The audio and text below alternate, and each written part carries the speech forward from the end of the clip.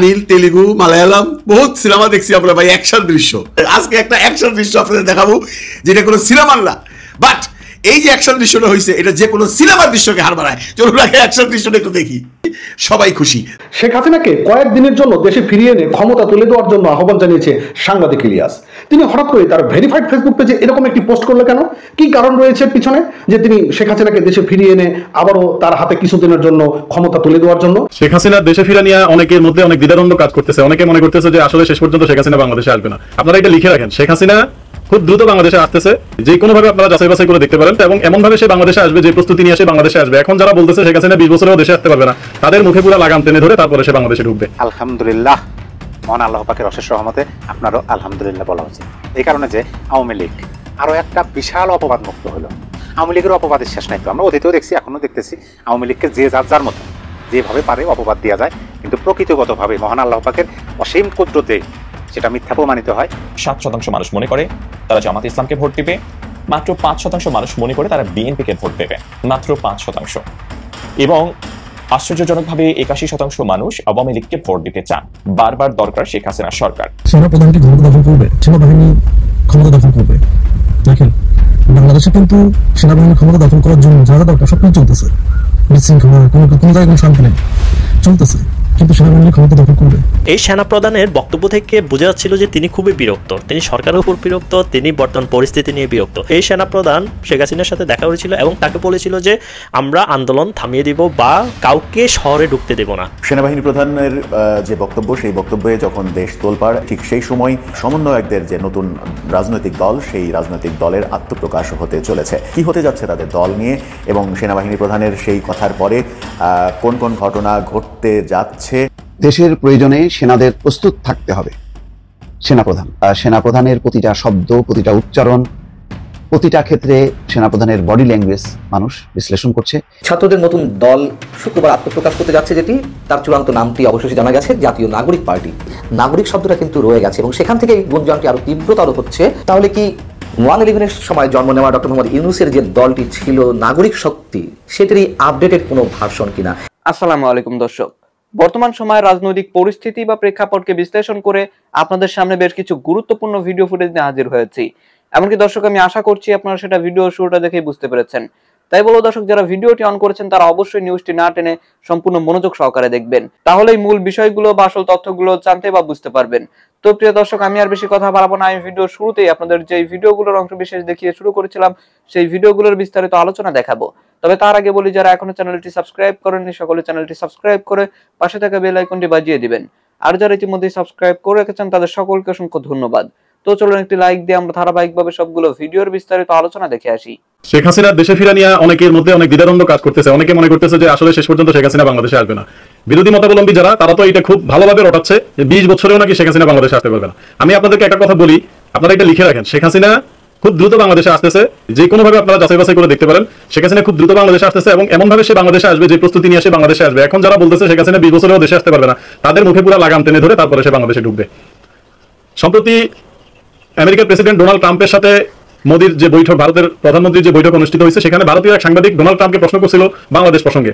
Donald Trump কিন্তু এটা মোদির উপরে ছেড়ে দিয়েছে, মোদির উপরে ছেড়ে দিলাম এটা বলে কিন্তু মোদিকে এক ধরনের ক্ষমতা দিয়ে দিচ্ছে ট্রাম্প।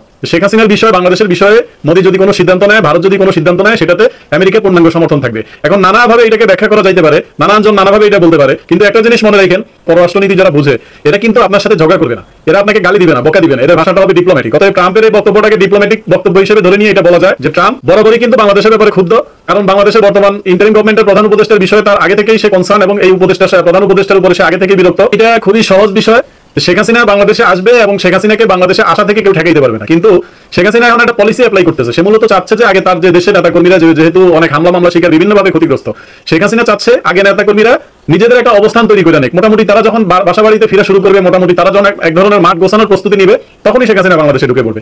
এবং সে বাংলাদেশে ঢুকার জন্য অধীর আগ্রহে বসে আছে, এটা আপনারা শিওর থাকেন। সে নিজেই বাংলাদেশে আসার জন্য পাগল হয়ে আছে, যে কোনো সময় সে বাংলাদেশে ঢুকবে। এবং যেহেতু একটা টার্গেট দেওয়া হয়েছে, একটা টাইম ফ্রেমও দেওয়া হয়েছে, মোটামুটি আমরা এটা জানতে পারছি যে শেখ হাসিনা বাংলাদেশে আসা দিনক্ষণ চূড়ান্ত, কিন্তু সেটা কবে, কয় তারিখে, এইটা এই মুহূর্তে সিউরিটি দিয়ে বলা যাচ্ছে না। যারা এখন বলতেছেন যে শেখ হাসিনা আর কোনোদিন বাংলাদেশে আসতে পারবে না, তারা একটা আবার চিন্তা করেন, শেখ হাসিনা যখন বাংলাদেশে আসবে তখন আপনাদের এই মুখটা আপনারা কিভাবে দেখাবেন? অন্যকে পচায়া নানান কিছু আপনি বলতে পারবেন, কিন্তু এটা তো বাস্তবায়িত হবে না। এখন যারা ক্ষমতায় আছে তারা শেখ হাসিনার মতোই নিজেদেরকে সর্বা মনে করতেছে, সর্বময় ক্ষমতার অধিকারী ভাবতেছে।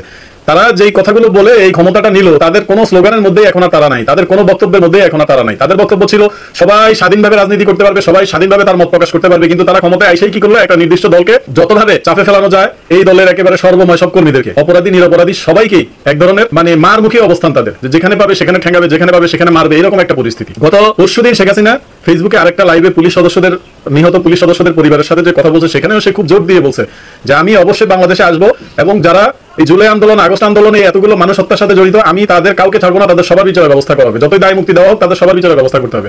আর শেখ হাসিনা যে কতটা জেদি, শেখ হাসিনা যেটা বলে সেটা করেই ছাড়ে, কোনো বাধা যে সে মানে না, এটা যুদ্ধাপরাধের বিচার থেকে আপনারা দেখতে পাচ্ছেন। যুদ্ধাপরাধের বিচার যখন শেখ হাসিনা করতে গেছে তার উপর নানামুখী চাপ আসছে। কিন্তু এই যে আজকে যে শেখ হাসিনার পতন, শেখ হাসিনা যে আজকে দেশ থেকে তাড়ানো যত কিছু হয়েছে, এগুলোর মূল ভিত্তি কিন্তু ছিল যুদ্ধাপরাধের বিচার সহ নানা আনুষঙ্গিক আর অন্যান্য বিষয়। প্রায় 98,000 বেশি মানুষ অংশগ্রহণ করেছে এবং এখানে চারটি এখানে অপশন ছিল। প্রথম অপশন হচ্ছে ছাত্র জনতার নতুন দল, যেটি আগামীকাল 28 নভেম্বর যেটি ঘোষণা হতে যাচ্ছে। দ্বিতীয় অপশন জামাত ইসলাম, তৃতীয় অপশন বিএনপি, চতুর্থ অপশন আওয়ামী লীগ।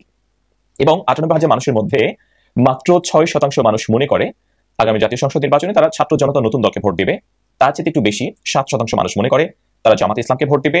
মাত্র 5% মানুষ মনে করে তারা বিএনপিকে ভোট দেবে, মাত্র 5%। এবং আশ্চর্যজনকভাবে 81% মানুষ আওয়ামী লীগকে ভোট দিতে চান। ছাত্রদের নতুন দল শুক্রবার আত্মপ্রকাশ করতে যাচ্ছে, যেটি তার চূড়ান্ত নামটি অবশেষে জানা গেছে এনসিপি, ন্যাশনাল সিটিজেন পার্টি, জাতীয় নাগরিক পার্টি, অর্থাৎ জাতীয় নাগরিক কমিটি থেকে জাতীয় নাগরিক পার্টি। নাগরিক শব্দটা কিন্তু রয়ে গেছে এবং সেখান থেকে গুঞ্জনটি আরো তীব্রতর হচ্ছে। প্রশ্নটি যেটি গুরুতর আকারে উঠেছে, তাহলে কি 1/11-এর সময় জন্ম নেওয়া ডক্টর মোহাম্মদ ইউনূসের যে দলটি ছিল নাগরিক শক্তি, সেটারই আপডেটেড কোনো ভার্সন কিনা? এবং একই সঙ্গে প্রশ্ন উঠেছে যে কারা এই নতুন দলের শুক্রবার আত্মপ্রকাশ মঞ্চে উঠতে যাচ্ছেন, কারা যোগ দিতে যাচ্ছেন, সে বিষয়ে কথা বলবো। তার আগে নাগরিক শক্তির আপডেটেড ভার্সন নাগরিক পার্টি কিনা, আমি শুধু দুটো বিষয়ের যোগসূত্রটা আপনাদের সামনে তুলে ধরি। এ যাবৎকাল পর্যন্ত মানে 5 আগস্ট বা 8 আগস্টের পর থেকে আমাদের প্রধান উপদেষ্টার যে কটি ইন্টারভিউ করা হয়েছে গণমাধ্যমের পক্ষ থেকে, তার মধ্যে নিঃসন্দেহে নিউ এজের সম্পাদক সিনিয়র সাংবাদিক নুরুল কবিরের যে ইন্টারভিউটি অবশ্যই তাক লাগিয়ে দেওয়ার মতন। সেই ইন্টারভিউর একটি জায়গায় প্রশ্ন ছিল নুরুল কবিরের, আমাদের তারিখটা আগে একটু মনে রাখা দরকার। এই ইন্টারভিউটা প্রকাশ পেয়েছিল 29শে ডিসেম্বর 2024-এর। তো সেখানে প্রশ্ন ছিল যে দলটি গঠন করা হয়েছিল 1/11-এর সময় নাগরিক শক্তি, সেই নাগরিক শক্তির সঙ্গে ছাত্রদের নাগরিক কমিটির চিন্তার বা ভাবনার কোনো সম্পর্ক আছে কিনা, অর্থাৎ জাতীয় নাগরিক কমিটি করা হয়েছিল ছাত্রদের। ডক্টর মোহাম্মদ ইউনূসের উত্তর ছিল নাগরিক শব্দটা কমন আছে, তাছাড়া আমার সঙ্গে তাদের কোনো আলোচনা হয়নি, তারা শব্দটা কোথায় পেলো আমি জানি না, আমার কাছ থেকে কোনো পরামর্শ নেওয়া হয়নি বা আমার সঙ্গে এই বিষয়ে কোনো আলাপ হয়নি, একেবারেই অ্যাভয়েড করেছিলেন আমাদের প্রধান উপদেষ্টা।